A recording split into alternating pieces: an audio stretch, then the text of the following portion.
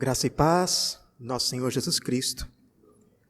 Peço que abram suas Bíblias no Evangelho de Mateus, capítulo 8, versículos 18 a 22. Mateus, capítulo 8, versículos 18 a 22.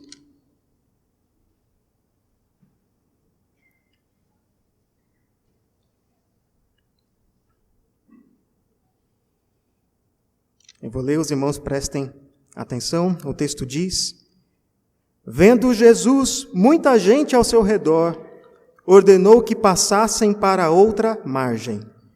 Então, aproximando-se dele, um escriba disse-lhe: Mestre, segui-te-ei para onde quer que fores. Mas Jesus lhe respondeu: As raposas têm seus covis, e as aves dos céus ninhos, mas o Filho do Homem não tem onde reclinar a cabeça. E outro dos discípulos lhe disse: Senhor, permite-me ir primeiro sepultar meu pai? Replicou-lhe, porém, Jesus: Segue-me e deixa aos mortos o sepultar seus próprios mortos. Vamos orar mais uma vez. Senhor Deus, obrigado, Pai, porque o Senhor falou conosco por meio da sua palavra. Obrigado, Pai, porque o Senhor nos chamou para sermos seus discípulos, para seguirmos a Ti no seu caminho, que é um caminho estreito, Pai.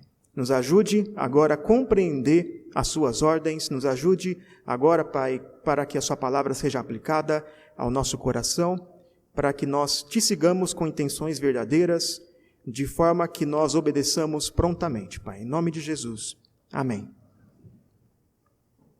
Irmãos, vivemos hoje num tempo em que ser receptivo, ser inclusivo, é algo muito importante. Vivemos numa época em que a ideia de aceitar todo mundo, qualquer pessoa pode vir, qualquer pessoa pode estar aqui em nosso meio, é visto como uma coisa boa. E é por isso que dizem que é necessário que sejamos sempre amigáveis, que sejamos facilmente assimiláveis, assim de que não fiquemos para trás. Por isso, muitas coisas boas têm sido deixadas para trás, têm sido ignoradas, deixadas de lado por muitas igrejas, porque essas coisas espantam as pessoas.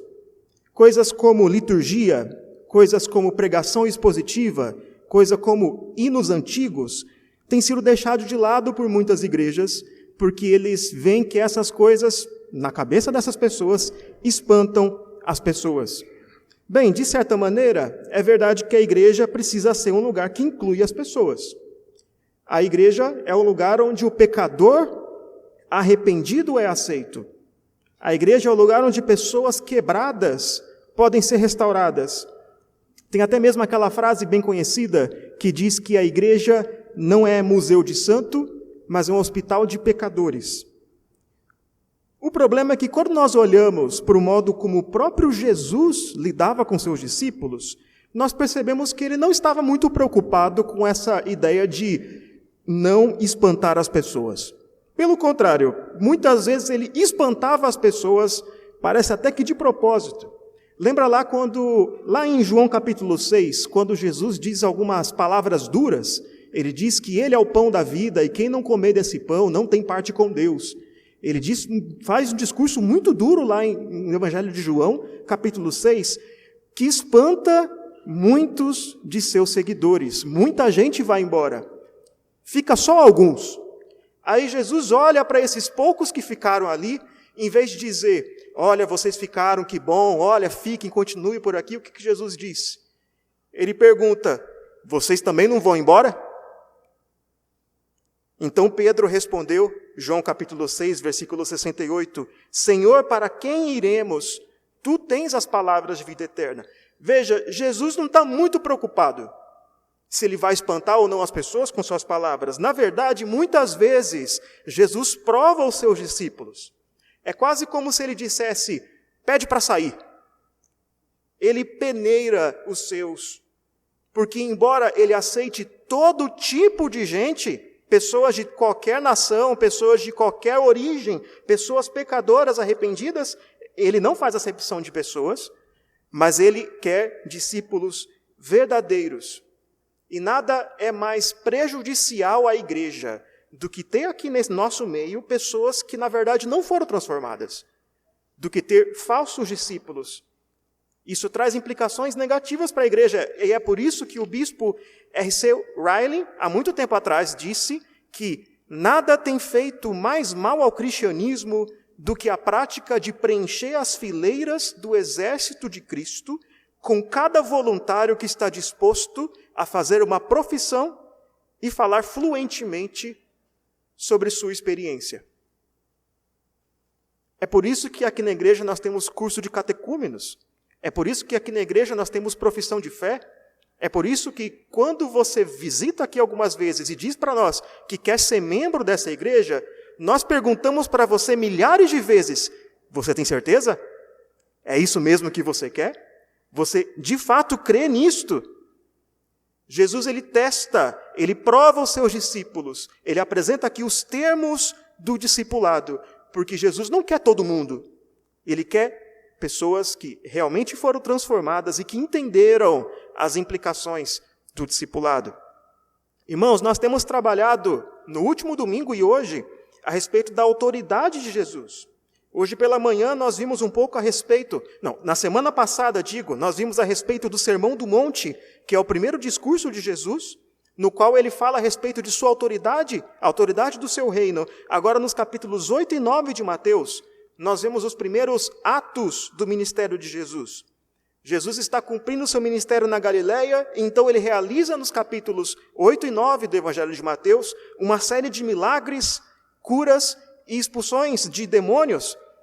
E todos esses atos têm apenas um objetivo: a demonstração da autoridade do Rei. A autoridade de Jesus é o tema desses capítulos, porque ele tem autoridade para purificar os leprosos, ele tem autoridade para expulsar espíritos malignos, ele tem autoridade sobre o vento e o mar, até o vento e o mar lhe obedecem. Jesus tem autoridade para perdoar pecados. Tudo isso nós vemos no capítulo 8. Ele é o Deus encarnado. Ele é o Rei prometido. E é por isso que ele tem toda a autoridade. E é claro que esses atos de Jesus, esses milagres, esses sinais, são coisas que chamam a atenção. São coisas bem chamativas.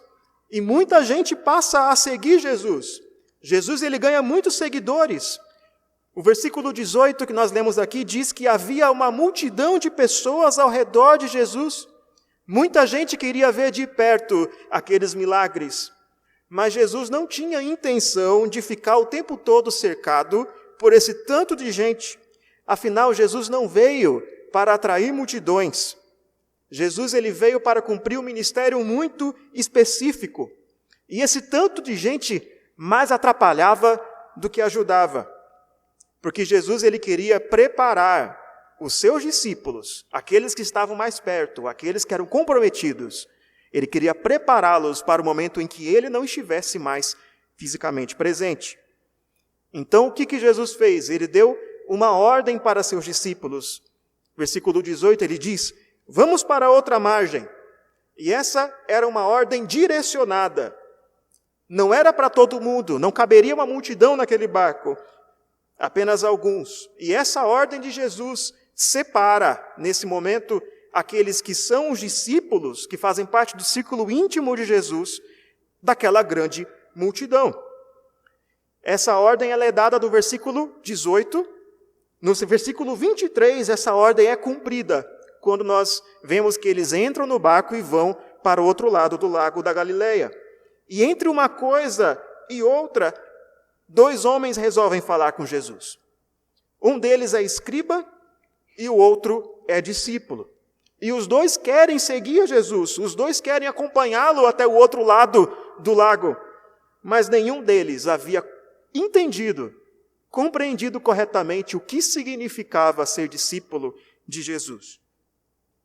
Ser discípulo de Jesus não é fácil. Ser discípulo de Jesus não é como ter um hobby. Não é algo que você faz quando você quer, quando é vantajoso, quando é divertido. Seguir a Jesus é um compromisso de vida. Seguir a Jesus é o que fazemos quando nós compreendemos que Ele é o Senhor, que tem toda a autoridade. E nenhum daqueles dois havia compreendido isso corretamente. E nós vamos entender o porquê. O tema que eu queria trabalhar com vocês hoje é os termos do discipulado. Quais são os requisitos, o que é necessário para ser um discípulo de Jesus? E a primeira coisa que é necessário calcular o custo. É necessário calcular o custo. Veja o verso 19. Então, aproximando-se dele, um escriba diz: Mestre, segui-te-ei por onde quer que fores. Um escriba se aproxima de Jesus. Um escriba que era um estudioso da lei, que era alguém que havia estudado muito tempo na sinagoga para estar nessa posição. E a classe dos escribas não costumava gostar de Jesus. Mas esse escriba aparentemente era diferente. Ele ouve Jesus dando ordem para aqueles que fazem parte do seu círculo íntimo e diz: eu quero ir junto, eu quero ir para lá. Então ele diz: Mestre, quero ir para onde você for. E essa é uma frase impressionante. E ele provavelmente estava sendo sincero. Havia sinceridade quando ele disse isso. Ele quer ir para o outro lado do lago. Ele quer ir com Jesus para outros lugares também. Ele quer se tornar um discípulo de Jesus. Ele estava animado para isso. Animado até demais. Note que o escriba chama Jesus de mestre. E nos dias de Jesus, era comum esse método de ensino. E havia muitos mestres e haviam muitos discípulos. E os discípulos viviam junto com seus mestres e seguiam os passos do mestre, a fim de um dia se tornarem também mestres. Se você quisesse se tornar um mestre da lei naquele tempo, o que você teria de fazer era primeiro estudar muitos anos numa sinagoga, a fim de conhecer bastante a respeito da lei. Depois você teria de encontrar um mestre, e você teria de convencer esse mestre de que você é uma pessoa qualificada para ele aceitar você como discípulo. Era o aluno que escolhia o mestre naquele tempo. E o aluno tinha de impressionar o seu mestre. Veja, não é tão diferente, para quem está em ambiente acadêmico, de você ter de encontrar um orientador para o seu projeto de mestrado. Veja, por exemplo, aqui. Você tem que encontrar o orientador, você tem que mostrar para ele que seu projeto vale a pena, você tem que impressionar aquele professor. É algo mais ou menos parecido. Mas o discipulado de Jesus era algo bem diferente disso. Jesus não era escolhido por seus discípulos. Era Jesus quem escolhia. Foi ele que chamou Simão Pedro, foi ele que chamou André, capítulo 4, Tiago e João também. Mais para frente, no capítulo 9, diz aqui que foi Jesus quem chamou Mateus, um publicano, para ser seu discípulo. E todos eles responderam prontamente, e assim foi com todos os outros. Além disso, Jesus não escolhia os mais qualificados. Ele não chamava as pessoas que tinham completado seus estudos na sinagoga. Não, ele chamou pessoas simples, pescadores, publicanos, cobradores de impostos, pessoas corruptas, pessoas não qualificadas para serem seus discípulos. E a relação entre Jesus e seus alunos era bem diferente de uma relação entre um professor e um aluno. Porque Jesus, ele exigia de seus discípulos uma obediência que era absoluta. Ele exigia um compromisso de vida. E os discípulos de Jesus sequer se tornariam mestres um dia. Eles seriam para sempre discípulos. Os escribas procuravam um mestre para aprender com esse mestre a fim de um dia tornar-se mestre. E depois ter seus próprios discípulos. Mas os discípulos de Jesus são ordenados a fazerem discípulos de Jesus. Os discípulos de Jesus não se tornam mestres. E é por isso que os discípulos de Jesus não costumavam chamar Jesus de mestre, mas sim de Senhor. Porque a relação entre Jesus e os seus discípulos não era como uma relação entre um professor e um aluno. Era como uma relação entre um servo e um senhor. Eles faziam o que Jesus mandava. Eles iam para onde Jesus ia, porque eles eram servos do Senhor. Mas aqui nesse texto o escriba chama Jesus de mestre. E veja, ele não está errado, porque de fato Jesus era um mestre, de fato Jesus ensinava. Mas perceba que o discípulo de Jesus, verso 21, chama Jesus de Senhor. E ao longo do evangelho de Mateus e outros evangelhos, os discípulos costumavam chamar Jesus de Senhor. E quase sempre quando eles chamavam de mestre, é porque tinha alguma coisa errada. Eles já iam pedir algo que não era para pedir. Lembra lá de João capítulo 3, na conversa entre Jesus e Nicodemos, o fariseu? E Nicodemos chama Jesus de mestre. Eu sei que você é um grande mestre. E Jesus corrige ali a visão de Nicodemos. Nicodemos não consegue entender porque ele não é nascido de novo. Mas Jesus mostra para Nicodemos que ele não é apenas um mestre, mas ele é o Filho do homem que desceu dos céus. Da mesma forma, esse escriba aqui entendeu tudo errado. Porque Jesus não é apenas um mestre. Ele achava que Jesus era apenas um mestre, um grande mestre, claro. Um grande professor, um grande filósofo, alguém que faz muitos sinais, que diz coisas muito interessantes, mas tão somente um professor. E o escriba estava se oferecendo para ser discípulo de Jesus. Afinal, ele era super qualificado. Ele era o mais qualificado. Ele passaria em todos os vestibulares. Que honra seria para Jesus ter esse escriba como discípulo. O que será que estava na cabeça desse escriba? O pregador Charles Spurgeon, comentando esse texto, ele imaginou as seguintes palavras: muito bem, eu sou um escriba. Se eu me juntar com esse grupo, com certeza eu estarei na liderança. Afinal, eles são apenas pescadores, a maior parte deles. Se eu entrar para esse grupo, com certeza eu serei uma grande aquisição. Eu, com certeza, muito provavelmente me tornarei o secretário. Tem muita gente por aí na igreja e no reino pensando que é uma grande aquisição para o reino. O escriba está imaginando que seguir a Jesus é um caminho que vai levá-lo ao sucesso. Ele viu Jesus atrair uma multidão. Ele viu Jesus operar sinais extraordinários. Esse Jesus é um cara que parece saber o que está fazendo. Eu vou segui-lo. Quem sabe um dia eu também chego lá. Veja o que o escriba diz. Ele diz: te seguirei para onde quer que fores. E isso lembra a fala, por exemplo, de Pedro, quando diz que iria com Jesus até a morte. Lembra a fala dos discípulos que nós lemos hoje no texto mais cedo? Nós beberemos o cálice que o Senhor vai beber. Esse escriba está sendo levado pelas emoções. Ele está cheio de expectativas. Ele está animado, empolgado para seguir a Jesus. Até demais. Mas esse tipo de empolgação não dura muito tempo. Emoções passam. Expectativas são frustradas. Pedro disse que iria com Jesus até a morte, mas foi só aparecer a primeira dificuldade e ele negou Jesus. Quantas vezes, irmãos, nossa devoção é levada por emoções? Quantas vezes nós dizemos: eu vou ler mais a Bíblia, eu vou orar, dessa vez eu vou para a igreja, dessa vez eu vou servir mais a Deus, mas aí vem a primeira dificuldade e pronto, acabou. Com certeza vocês já viram pessoas que deram lindos testemunhos de fé, pessoas que vieram aqui à frente e disseram coisas maravilhosas a respeito do que Deus fez na vida delas, e passa um tempo e elas se afastam. Eu já vi muita gente ir em acampamentos de igreja e ouvir sermões e se empolgar e dizer que então agora minha vida vai ser diferente, agora minha vida mudou. E passa um tempo e desanima. Tem muita gente que vive de congresso em congresso, de evento em evento, e tem a sua fé, tem uma devoção que vai e volta, dependendo da empolgação do momento.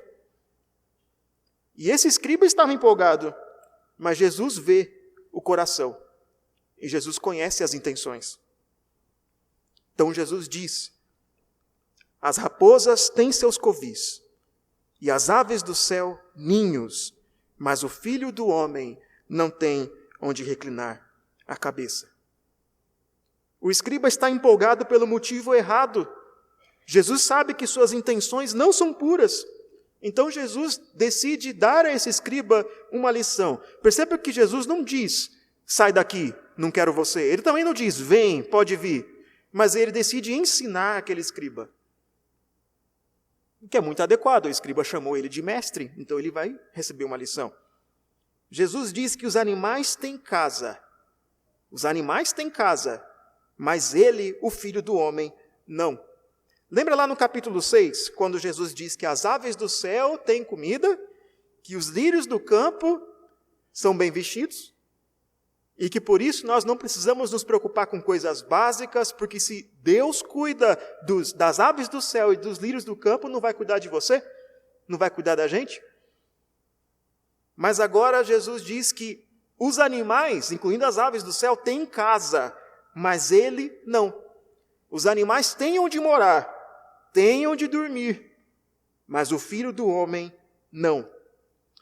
Lá no capítulo 6, ter comida e ter roupa faz parte das necessidades básicas que Deus supre. Fala sobre comida e sobre roupa, mas não fala nada sobre casa. O que Jesus está dizendo aqui é que no que diz respeito a conforto, até os animais têm mais conforto do que ele. O ministério de Jesus não era confortável, não era nada confortável. Jesus não parava em lugar algum, ele trabalhava muito e dormia pouco. Aliás, até mesmo quando Jesus vai tentar dormir um pouco, ele entra no barco e tenta dormir um pouquinho, e os discípulos já vão lá acordar ele não consegue dormir nem no barco. Jesus andava de cidade em cidade, de vila em vila, pregando e fazendo sinais. E muitas vezes Jesus era rejeitado. Ele era expulso das cidades. Até mesmo nessa viagem aqui, ele vai até Gadara, até o povoado de Gadara. E lá ele vai ser rejeitado e expulso de lá.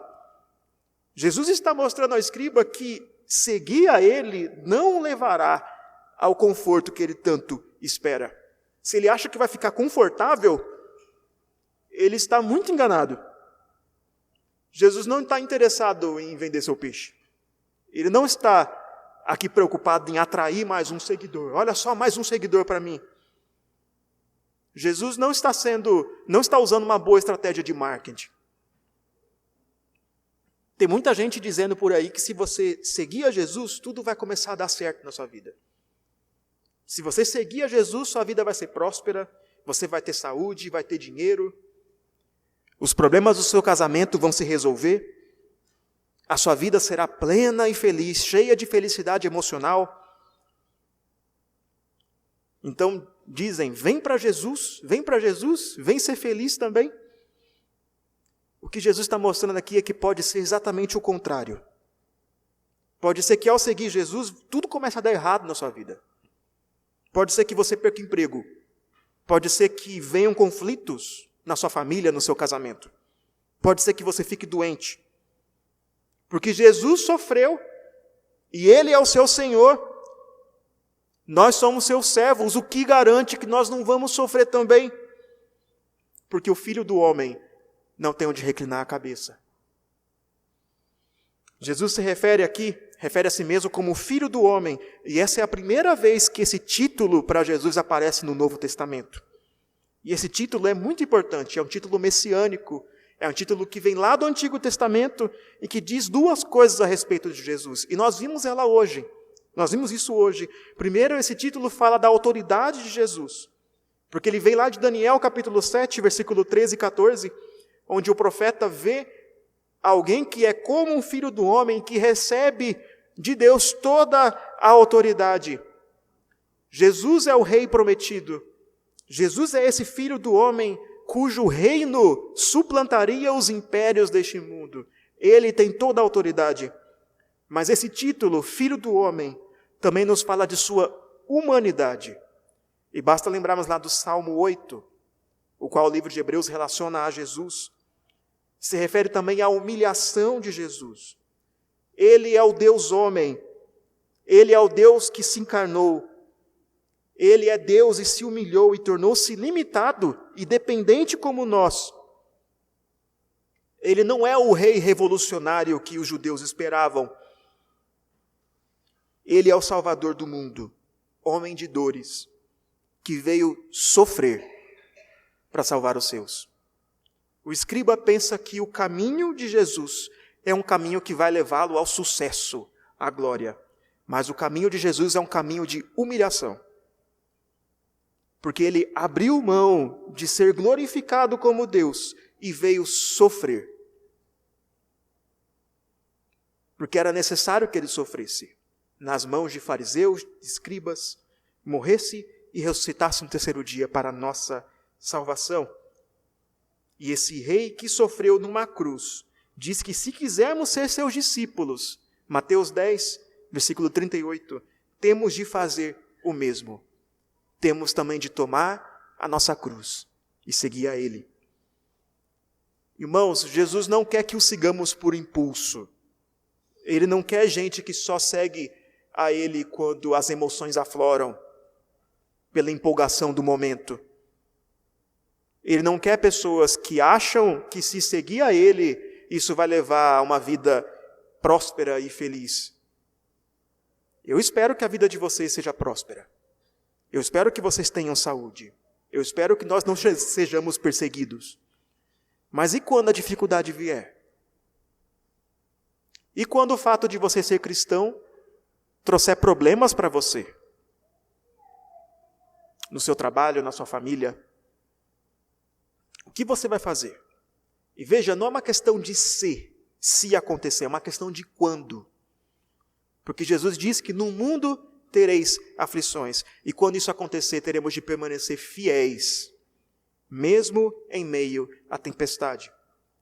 Aqueles que seguem a Jesus sairão dali, pegarão um barco com Jesus e lhes sobrevirá uma tempestade. Depois eles irão para Gadara e de lá serão expulsos. E no capítulo 9 eles são ofendidos e zombados pelos fariseus e mestres da lei. O sofrimento vai sobrevir sobre quem seguia Jesus. Jesus não faz questão que o escriba permaneça ali. Ele quer que o escriba calcule o custo. Ele quer que ele decida. Ele quer que ele decida se ele quer mesmo ficar. Se ele não estiver disposto a pagar o preço, é melhor ir embora. Mas existe um outro lado de calcular o custo. Nós calculamos o custo das coisas o tempo todo. Você já percebeu isso? Sempre que você toma uma decisão, você avalia o custo. Se você toma uma decisão de caso pensado, de forma racional, o que você faz é analisar os prós e os contras de cada decisão, as vantagens e as desvantagens. Então você analisa para ver se o ganho é maior do que a perda.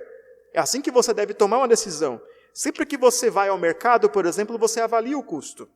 Eu estou morando com minha esposa ali no mercado que a gente já percebeu que é um mercado mais voltado para uma classe mais alta. Então, quando a gente vai no mercado, anda ali pelos corredores, com vontade de comprar um doce, uma besteirinha, a gente olha o preço e fala, eu acho que não vale a pena não. Eu acho que não dá para levar esse produto não. Está muito caro. Por quê? Porque a gente percebe que o ganho daquele produto não vale a perda do meu dinheiro. Mas quando você resolve comprar, é porque você decidiu que vale a pena pagar o preço. Porque o ganho é maior.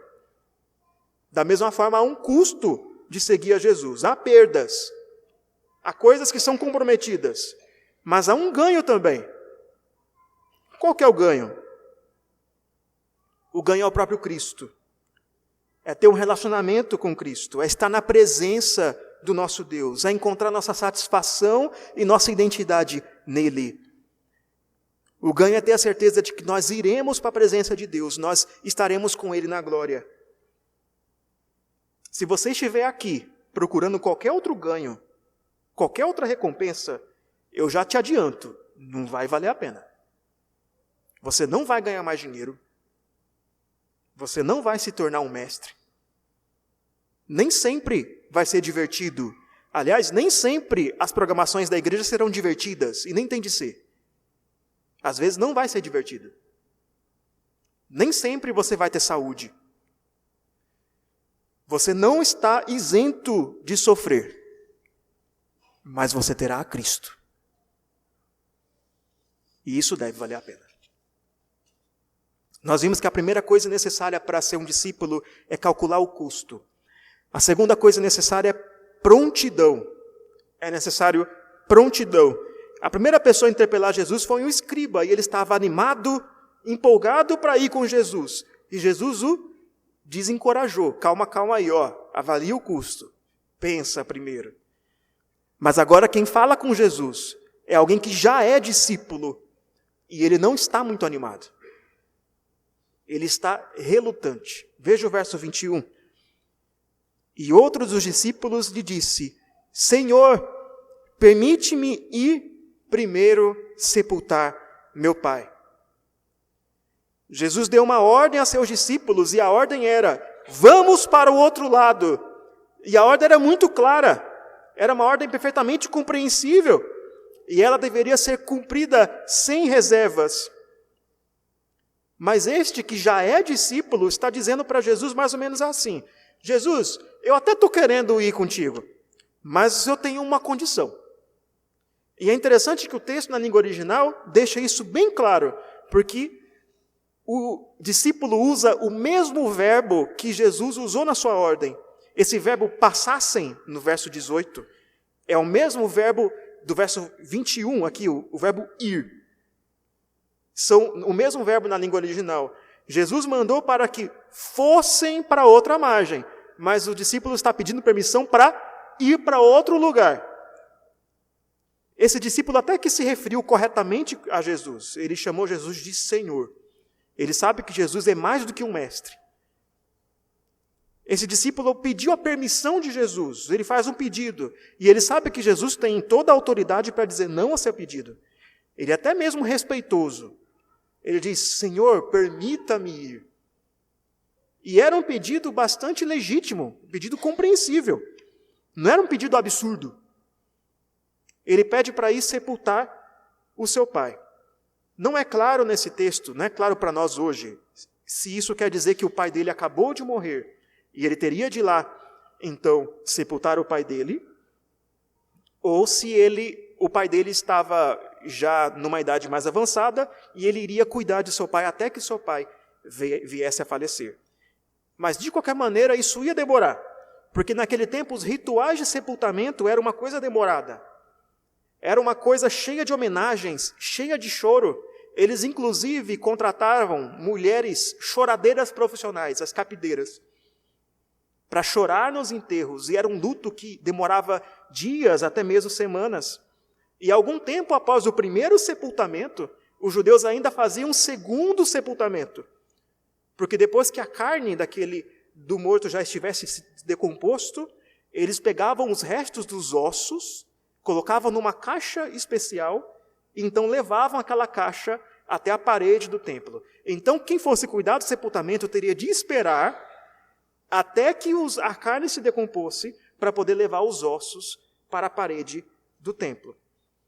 Considerando que aquele discípulo estava ali ouvindo a Jesus e não lá enterrando seu pai, se for a questão do sepultamento, é provável que ele estivesse esperando, então, o momento de realizar esse segundo sepultamento.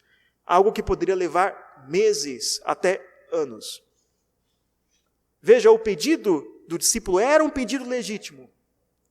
Era papel de um filho que honrava seu pai e mãe, e é mandamento honrar pai e mãe, sepultar o seu pai.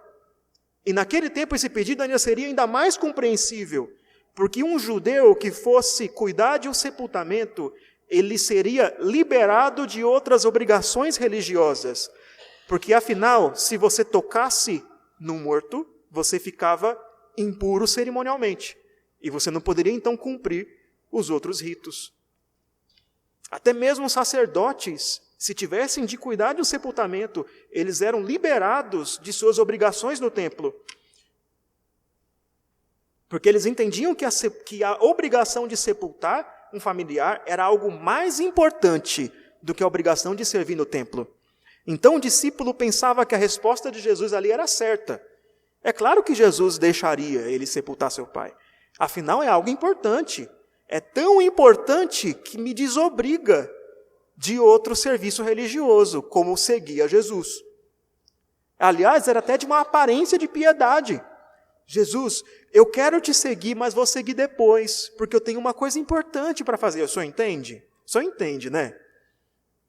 Mas Jesus o surpreende e diz, verso 22, segue-me e deixa aos mortos o sepultar os seus próprios mortos. Veja que Jesus fala dois verbos aqui, segue-me e deixa. Primeiro, segue-me. Por que aquele discípulo deveria seguir Jesus naquele momento? Porque ele já é discípulo de Jesus. E um discípulo faz o que o Senhor manda. E Jesus já disse o que era para fazer. Ele já ordenou que fossem para o outro lado. Jesus lê os corações, ele sabe de todas as coisas. Se ele dá uma ordem assim é porque é para ser cumprida sem reservas. Porque Jesus já estava a caminho. Porque o ministério de Jesus era um ministério curto. Ele não tinha tempo a perder. Jesus não poderia esperar uma semana ou meses até que esse discípulo organizasse a sua vida a fim de segui-lo. Porque ele estava numa missão. E ele não poderia ser distraído por qualquer coisa. Aliás, o texto, na língua original, deixa isso bem claro. Porque aqui temos um imperativo presente, um imperativo que é contínuo. A ideia é que aquele discípulo deveria continuar fazendo o que ele já está fazendo. Continue me seguindo, esteja me seguindo. Ele não deveria ser distraído por nada. Em contrapartida, o verbo deixe é o imperativo aoristo, isso é uma ordem que deveria ser cumprida prontamente. É agora, deixe. Ele deveria, naquele momento, abandonar essa preocupação. Porque ali estava alguém que era mais importante que seus pais. Porque ali estava alguém que era mais importante que as suas obrigações, que a tradição lhe impunha. Porque Jesus mesmo diz, capítulo 10, verso 37, quem ama seu pai ou sua mãe mais do que a mim, não é digno de mim. Quem ama seu filho ou sua filha mais do que a mim, não é digno de mim. Nós devemos amar a Jesus mais do que a nossos familiares. Jesus deve receber de nós mais honra que nossos familiares. E quando um dever familiar se choca com o dever de seguir a Cristo, então eu devo seguir a Cristo. Aquele discípulo não deveria ser distraído por nada, nem mesmo por seus pais, nem mesmo pela tradição. Por isso que ele deveria deixar que os mortos sepultem seus próprios mortos. Isso é, deixa aqueles que estão mortos espiritualmente. Deixa que eles resolvam isso. Eles podem cuidar disso. Eles são capazes de fazer isso. As pessoas que estão mortas espiritualmente, elas dão conta do trabalho. Elas dão conta do resto. Mas há uma coisa que elas não podem fazer.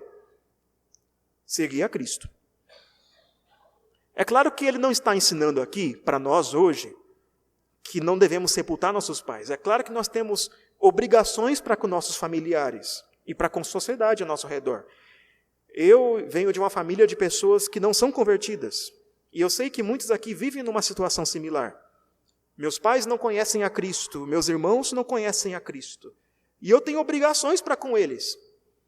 Eu tenho de dar atenção a eles. Eu preciso cuidar de meus pais, mesmo eles não sendo meus irmãos em Cristo, na medida do possível. Mas muitas e muitas vezes, eu tive de desapontar meus pais. Porque em vez de ficar em casa para o churrasco de domingo, eu fui para a igreja. Muitas e muitas vezes eu tive de decepcionar meus pais. Porque em vez de empreender minha vida numa carreira de sucesso, em vez de fazer concurso, Deus me chamou para ser pastor. E eu oro para que um dia meus pais entendam. Porque seguir a Jesus é mais importante do que obedecer a sua família. A questão aqui é que Jesus, mais uma vez, olhou para o coração daquele discípulo. E o que ele viu por trás de um pedido que era legítimo, era o desânimo. Enquanto o escriba não havia calculado o custo, esse discípulo calculou o custo e achou o custo alto demais. Enquanto o escriba estava empolgado, o coração desse discípulo estava desanimado. Ele queria adiar, ele queria procrastinar. Ele estava dizendo, deixa eu resolver minha vida primeiro, depois eu vou. Quantas vezes você já não ouviu isso? Eu vou para a igreja. Sim, eu vou servir a Deus, mas deixa eu primeiro organizar minha vida. Tem muita coisa errada na minha vida. Depois que eu organizar, aí eu vou para a igreja. Quantas vezes você já não ouviu isso? Eu quero sim ser mais frequente nos cultos. Eu quero sim trabalhar mais no reino. Eu quero sim assumir algum cargo. Mas deixa eu primeiro terminar minha faculdade. Deixa eu primeiro fazer meu mestrado, meu doutorado, passar no concurso, casar, ter casa, ter carro. Depois eu sirvo a Deus. Deixa eu organizar minha vida primeiro. Quando falta amor a Cristo, então sobra motivo, sobra desculpa para não segui-lo. Eu vi uma frase nas redes sociais esses dias, se não me engano foi Mauro Meister que disse, que quando deixamos de ler a Bíblia, não é porque faltou força de vontade, mas é porque a nossa força de vontade venceu o amor a Deus. E quando não queremos obedecer a Cristo, quando não amamos a Cristo o suficiente, somos especialistas em inventar desculpas piedosas, desculpas legítimas. Eu não vou porque eu tenho que cuidar da minha família. Eu não vou porque, sabe, a pregação não é muito boa. Eu não vou para a igreja porque tem muita gente falsa lá, muita gente hipócrita. Eu não vou porque eu trabalhei a semana inteira. Eu estou cansado. Quando eu estiver mais descansado, eu vou. Eu não vou porque eu estou muito ocupado, sabe? Eu sou uma pessoa muito ocupada. Eu não tenho tempo. São respostas legítimas, compreensíveis, parecem piedosas, mas são desculpas. Porque no coração, o amor a Deus é menor do que essas distrações. A resposta de Jesus àquele discípulo foi uma ordem. Ele já tinha ouvido a primeira ordem de Jesus, passemos para a outra margem, mas ele ainda ficou na dúvida, pensando se ia ou se não ia, será que eu vou, será que eu não vou? Mas agora Jesus repete, ele diz, segue-me. E é uma ordem. Ele é Jesus, aquele que tem toda a autoridade, aquele que domina sobre os ventos, sobre o mar, sobre as doenças, sobre a vida e a morte. E ele está dando uma ordem. E a maneira adequada de responder a esse rei é com submissão e prontidão, sem desculpas, sem reservas, sem mas.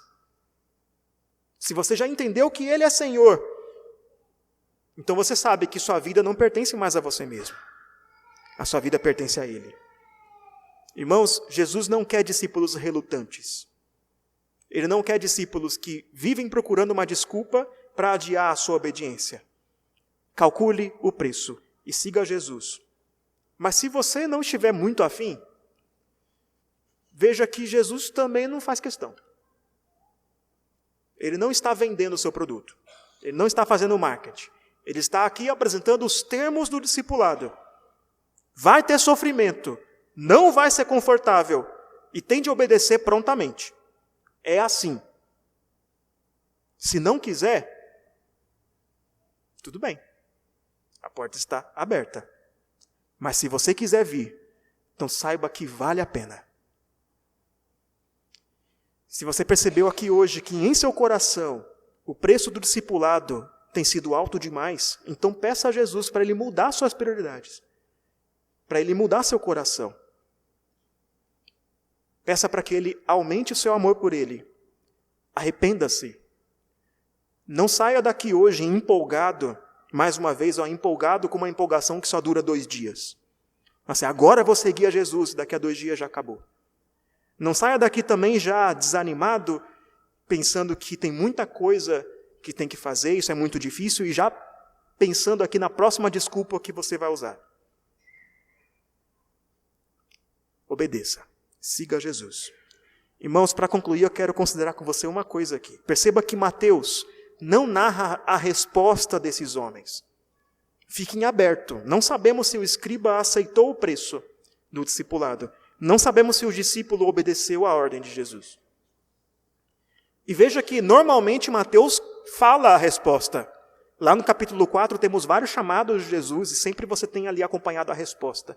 No capítulo 9, versículo 9, Jesus chama o publicano Mateus, e Mateus responde prontamente, mas aqui não temos a resposta.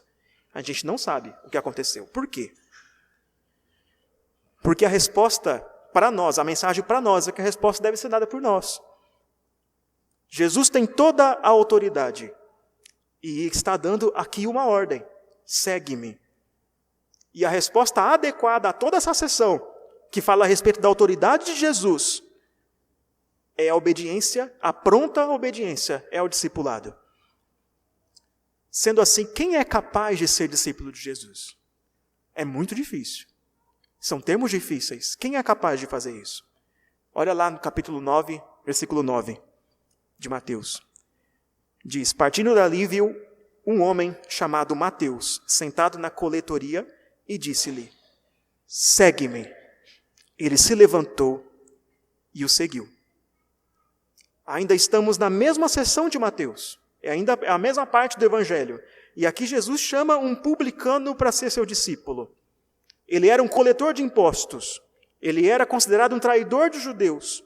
Ele era hoje seria comparado a um político corrupto. Mas Jesus diz a esse homem que não era qualificado, que era indigno: segue-me. E ele se levantou e seguiu. Porque o próprio Deus o capacitou a isso, porque Jesus, como rei, tem toda a autoridade para escolher seus discípulos, porque é Deus quem vai sustentá-lo, quem, mesmo quando a dúvida vier, mesmo quando o sofrimento chegar, porque aquele homem calculou o preço e entendeu que seguir a Jesus significa abandonar sua antiga vida e obedecê-lo sem reservas. Que nós hoje respondamos ao chamado de Jesus, não com emocionalismo, não com empolgação, não como coisa de momento, mas de modo pensado, refletido, com prontidão, com obediência. Que Deus nos abençoe.